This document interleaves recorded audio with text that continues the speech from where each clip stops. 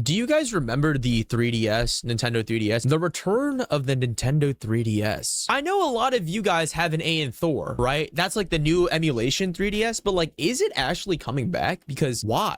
Can you mod a 3DS to emulate and stuff? I don't have a 3DS, dude, you're missing out. Actually, I do want to hold a poll. How many of you guys actually had a 3DS? A DS also counts. How many of you guys grew up with that? Because I've had that was my favorite console. I still love my DS. I love it. My favorite Nintendo console. There's so many good games on it. It's portable, right? And also back then for a DS, like the regular 2DS, it was like 200 bucks or 150 bucks, whatever it was, like 200 bucks. Maybe you get the game, right? There's no paywalls on it and you get games included with it. Do we even have games included with modern consoles nowadays? I don't even remember. If you're into the gaming scene, you've probably noticed the many posts talking about how the 3DS is the perfect emulation console. And you can emulate on the 3DS? 3DS is now 15 years old, and it's a console I've always considered to be one of the best handhelds ever made. But as time went on, Nintendo reluctantly stopped making games for it. Oh my god, dude. Kirby's Epic Yarn. Oh my gosh. Mario and Luigi Bowser's Inside Story. Oh my gosh. Wow, dude. Yeah, I used to play. Dude, I remember sweating in my room. Do you guys remember that 3DS game? The, what is it called? Was it Me Street Pass? Where like you have a Me character and as you walk by others of the, as you walk by other wielders of a Nintendo 3DS, you meet their Me and you take them on like a journey to like fight and stuff and you could collect their Me's. Dude, Nintendo was ahead of their time. Wow, that was so cool. I used to remember I would like run in laps at my playground to trying to get the coins to buy more avatar hats, to buy more stuff. I don't even remember, dude. What a good time. The eShop shut down and the general public finally moved on to the fancy new Nintendo Switch, which makes sense when you consider how old this thing is. Whoa, whoa, whoa. 15 years ago? What? The 3D, yo. I had the blue 3DS, the best color scheme. But wow, 15 years ago? Dude, if my 3DS, I still have my 3DS. It's, okay, it's not here. It's somewhere around these parts. But that's crazy. Wow. But somehow, despite all of that, the 3DS is back. Not official. Did you guys actually use the 3D setting on the game, right? Like with like the switch on this. Did you guys actually use it? Because it made me really motion sick. I've never used it before in my life. I don't think there was any application for it besides like, oh, this is really cool. And then you turn it down. I don't think I've ever used it. It like really hurt my head. Not with any big new announcements or new hardware, but culturally. People are buying them again. Prices are creeping up way too high for what they're worth. I mean, at this point, GameStop would rather take in a 3DS console than a Switch. GameStop trade value, a new 3DS, you get more value from a Switch 1 with an OLED screen. What? All right, let's keep on. What are we doing, guys? Paying $350 for a console with the hardware equivalent of a baked potato is absurd. That's not to say, though, that this isn't an outstanding thing to own in 2026, because it is. This thing was ahead of its time and honestly stacks up to be one of the best handhelds ever created. Dual screens, a great design, and a library that was just hit after hit. Fire Emblem Awakening? Never played Fire Emblem. I had a PSP. Yes, I had a PSP. Fire, dude, fire. I think the PSP was ahead of its time. It had so many features of it. You could play videos on it. You can go on the internet.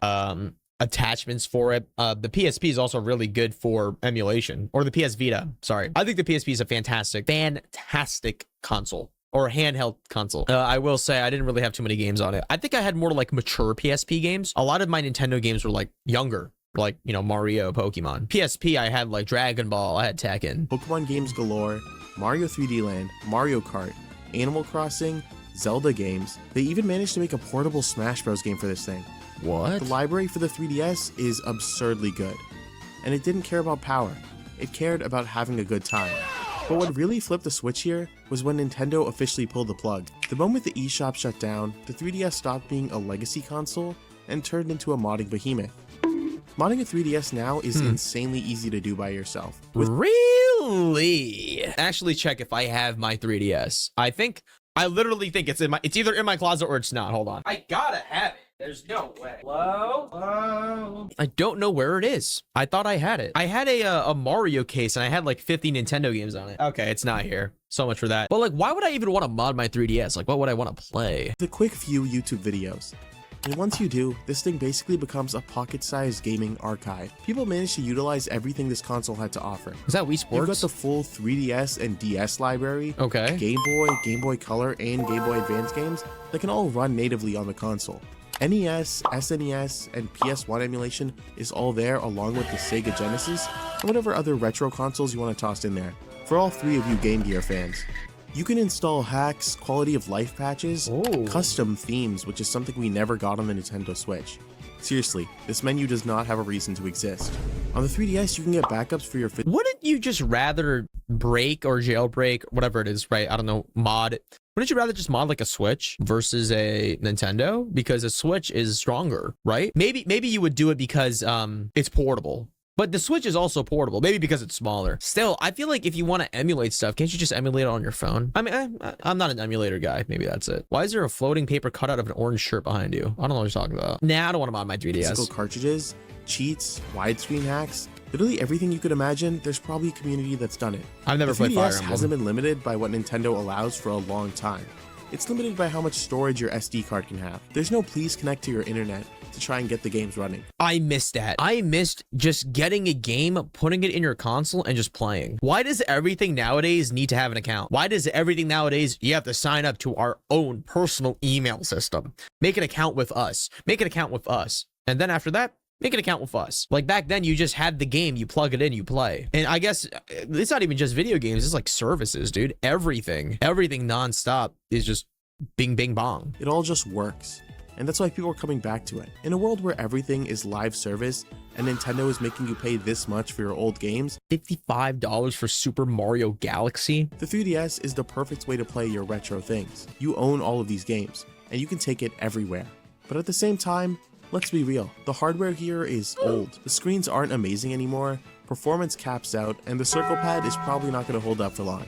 Really? Mine is alive. Mine is totally fine. What the hell did you do? What? Did you fucking bite it? I've never seen this color. Wait, is this a... Wait, what 3DS is this? Is this a 3DS XL? The circle pad is probably not going to hold up for long. Eventually, you hit a wall where you realize that this thing is from 2011. The 3DS wasn't some sort of niche console. It's up there on the chart with the best-selling systems of all time. The PSP sold a little bit more. Wow. Everyone and their mom owned a DS or 3DS at some point, to the point where the 2DS bundle with Mario Kart was the ultimate budget Black Friday deal. Does it look... Wait, what? So I wasn't around for the Nintendo 2DS. Mario Kart was the... Oh my, $80? That's not bad. What made the modded 3DS scene so amazing was partially the fact that everyone had one of these lying around. It was an $100 console. Okay, that makes sense. It's easy to do. A lot of people have it. I just don't understand why you would pick a modded 3DS over a modded Switch. I guess that's the thing, but I understand like portability wise. But, like that's kind of it though, right? $350 for a 3DS nowadays? That was a retro gaming machine and could play all your NES and DS games from before. But now there's no reason that this thing should be costing two bands. Dude, wait, $350 for a used old 3DS? Isn't a Switch 2 like $500? Do you guys even actually get Nintendo consoles anymore? Other than getting like a Nintendo Switch or a Nintendo Switch 2 for, well, you know, Nintendo games, is there really any reason to get a Nintendo console? Because like if you want a handheld, you get a handheld Steam Deck, you get a, you know, ROG Ally. You want to play a console game, well, most of them are on PC. You just play your PC. Okay, Pokemon. Well, yeah, Pokemon is a Nintendo. You have to play. I guess you would get like a Switch if you want to do party games. I heard the party games are really good because you can like take out the Switch stuff and then like you play it. I'll get a Switch 2 when I have to, like Pokemon, Smash, and Fire Emblem. Yeah, I feel like it's rough because I didn't really grow up on a lot of those games other than Pokemon. I don't think I would have gone into Nintendo if I didn't play Pokemon. Oh, but imagine Pokemon on PC. This thing looks like the most natural successor to the 3DS that we've ever gotten, and I want one so bad. Oh, the A and Thor it's obviously propaganda. Not official. Nintendo would never do something this consumer friendly. Oh, I just realized, why would you get a 3DS to mod it when you can get an A and Thor? How much is an A and Thor again? It's $250. Oh, for the light edition. What about the base edition? $319. Why would I not just get an A and Thor? 16 1 terabyte for $500. Dude, this thing looks so clean. It looks so good, but I don't think I would ever use it. I have an ROG Ally for my handheld stuff. Minor input delay for emulation. Really? But like, does it really matter? Like, unless you're playing a game that requires, I don't know. I feel like input delay is really important for like FPS games. Surely the input delay on A and Thor can't be that bad, right? Oh my God, that screen is beautiful. Fact is that as a successor, It carries over the philosophy of a modded 3DS without any of the limitations. This thing is strong. Dude, this looks so sick. FPS mode. It has your stats down here. Glowing joysticks. Nice big screen. Oh my gosh. Thor is capable of playing Wii games, PS2 games, GameCube, Dreamcast, but I can't lie, I love my 3DS. Me too, man. So this is why the 3DS is back in 2026.